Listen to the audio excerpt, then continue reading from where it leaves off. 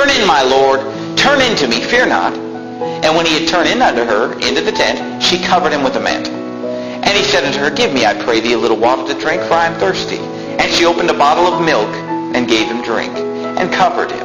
Again he said unto her, Stand in the door of the tent. And it shall be, when any man doth come and inquire of thee, and say, Is there any man here? That thou shalt say, No. Then Jael-Heber's wife took a nail of the tent, and took an hammer in her hand, and went softly unto him, and smote the nail into his temples, and fastened it into the ground. For he was fast asleep and weary, so he died.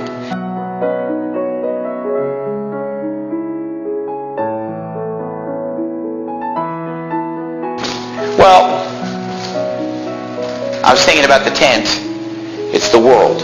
It's the alluring of that tent to get you out of the Christian life, which is a little more grueling at times, a little more uncomfortable at times. Maybe it's not as flashy. Maybe you're not going to have a stick of butter with you out on the battlefield. Maybe you're not going to have butter in a lordly dish. Maybe your rations aren't going to be as appealing as what's in that tent. But see, the devil is exactly like Jael the Kenite.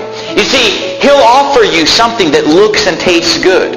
The devil will hold it out to you, and I'm talking about sin, I'm talking about wrong. He'll hold it out to you in a lordly dish. He'll hold it out to you in a format that's appealing to you. He'll give you that butter in a lordly dish. But it's no sooner than that butter has gone into your stomach, and you're laying down, digesting the commodity, the precious food and commodities that he's given you, no sooner will you find a spike coming through your head, ending your life in a gruesome way. You see, that's how the devil is. He'll give you what you want. The devil will give you what you want. What do you want? You want to party and have fun and the frills and money? Hey, the devil will give it to you if you want it. It's out there for you, and the devil will give it to you. What do you want? He'll give it to you, but as soon as you're not looking, he'll come around and he'll stab you in the back. They can't understand, how could I make the sacrifice of living for God? Couldn't I? How do you make the sacrifice of living for the devil? I mean, you've got the spike in your head right now, friend. Your life is a joke. Your life's miserable. You're in this pit of just despondency and despair and disgust. I can't understand it. But that's exactly the way the devil is. He'll put on all the sin. He puts out the rap music that just makes it look so cool to be in the ghetto. It's so cool to drive that hoopty down the road. It's so cool to have your bottle of booze in the brown paper bag. And it's so cool to pick up some sleazy woman by the side of the road. But hey, my friend, I've been there. I've seen it. I've been to that house. I've been there the next morning. I talked to those people. It's a lie, because the devil is a liar from the beginning, and he's the father of it. You see, the devil has nothing to hide. He's a liar. He's like Jael. Come on in. Hey, I've got butter in a lordly dish. I've got milk. I've got comfort. Come on in. You'll be safe here. Hey, don't worry about it. If anybody asks, I'll say that there's nobody here. Don't worry about it. But as soon as you're asleep, as soon as you let your guard down, you can just picture it, can't you? You can just picture the hammer in one hand and the spike in the other hand. She sneaks up on him and kills him.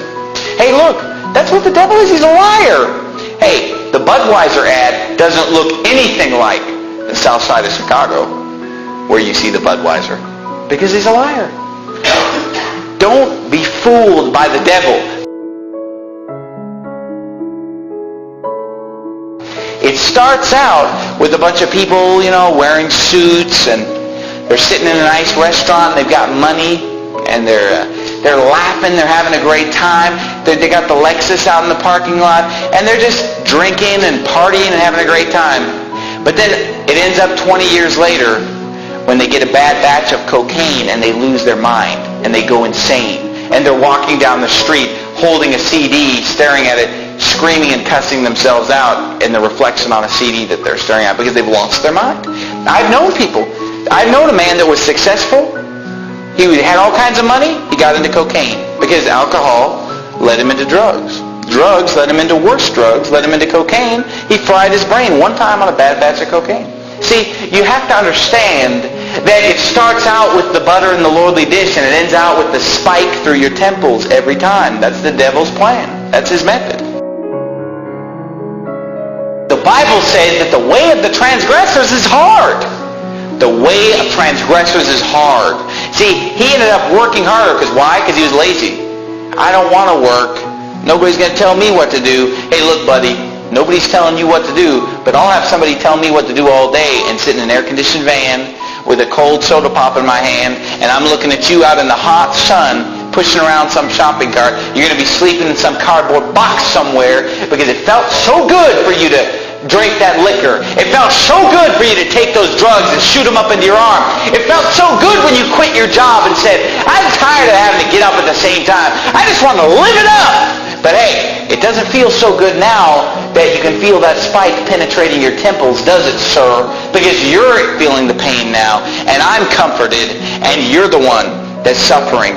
Because you chose to enjoy the pleasures of sin for such a short season, and now you're going to spend the rest of your life on a street corner. You're going to spend the rest of your life holding up the cardboard sign. You're going to spend the rest of your life a laughingstock and a joke and a fool and a failure in life. You blew it, sir. A tent was not what it was cracked up to be. It's not all that you thought it would be, was it? The point of the sermon is this: the devil is a liar. He'll get out the lordly dish. He'll serve you the delicacies. He'll give you the good life on a silver platter. He'll offer it to you. He'll say, what do you want? I'll give it to you. But I'll tell you something. No sooner than he gives it to you, no sooner than you've got what you wanted so bad. You've got the relief of just, you don't have the rules anymore. You don't have the stress of, somebody telling you what to do, and the preacher is preaching against your sin, and the Bible's got all these rules in it. It just seems like you just can't do what you want. No sooner will you break out into that freedom of just sinful living, free living, whatever you want. No sooner will you get into that self-gratification of physical pleasurable sin. But somebody's tiptoeing towards you that you don't realize. And it's the same devil that gave you everything you wanted, except this time he's coming with a hammer in his hand. And this time he's coming with a nail in his hand. And he has no purpose other than to nail your head to the ground and kill you.